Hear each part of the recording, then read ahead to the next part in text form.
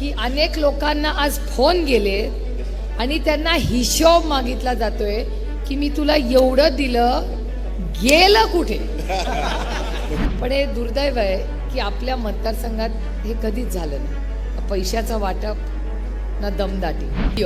हा पैसे वाटतोय, तो पैसे वाटतोय. त्याच्या आधी त्या भोरवाल्यांनी गाडीच पकडली पैशाची. तिथे दिसत आहेत हजारो रुपये आणि पोलीस म्हणतात किती 1100 रुपये. म्हटलं अहो डोळ्यांनी दिसत आहेत हजारो रुपयाच्या नोटा पडल्या आहेत, तुम्ही काय 1100 म्हणताय. आता ती मारामारी चालली आहे. संग्राम दादा आणि आपले सगळे लोक लढत आहेत. आता त्यांच्यावर केस करायच्या ऐवजी आपल्याच लोकांवर केस करतायत. आणि आज ते एक नवीन बातमी आली. आता खरी खोटी मला माहिती नाही, हे रेकॉर्ड करणाऱ्याने, मी म्हणत नाही आहे, असं कानावर आलंय. खरं खोटं मला माहिती नाही. आज बऱ्याच लोकांना फोन गेलेत आणि हिशोब मागायला सुरुवात झाली.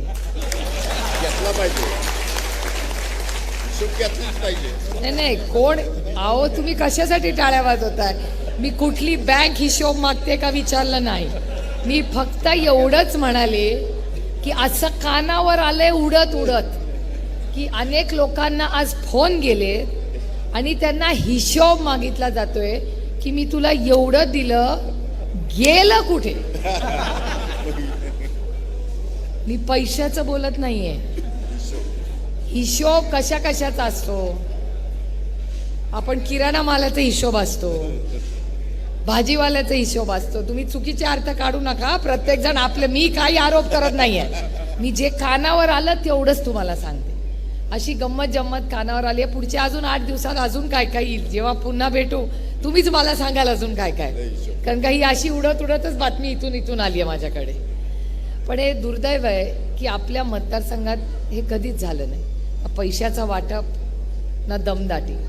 एखाद्याने जर विरोधात काम केलं तर ठीक आहे, आता तो त्याचा अधिकार आहे. पण फार दूषित वातावरण हे झालेलं आहे. हे आपल्याला विधानसभेला ठीक करायचं आहे. कारण का महाराष्ट्राच्या संस्कृतीमध्ये किंवा जिल्ह्याच्या संस्कृतीमध्ये हे शोभणारं नाही आहे. आणि एक लक्षात ठेवा, हे जर लोकसभेला झालं, उद्या विधानसभेला होईल, उद्या ग्रामपंचायतीला होईल आणि हे सगळ्यांनाच त्रासदायक आहे. त्याच्यामुळे हे आत्ताच थांबवा आणि आत्ताच आवरा.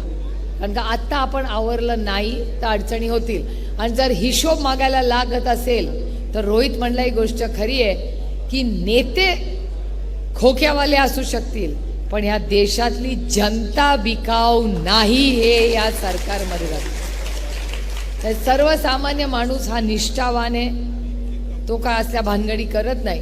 त्यामुळे त्यांना असं वाटलं असेल 50 खोके एकदम ओके, भैया इधर नॉट ओके. त्यामुळे अतिशय चांगलं काम तुम्ही सगळ्यांनी या इलेक्शनमध्ये केलेलं आहे. सगळ्यांना जेवण करून लांब जायचं आहे, त्याच्यामुळे आपला फार वेळ घेणार नाही.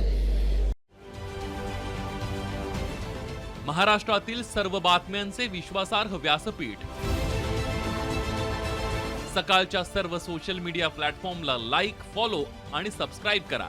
तसंच सर्व नोटिफिकेशनसाठी बेल आयकॉन प्रेस करायला विसरू नका.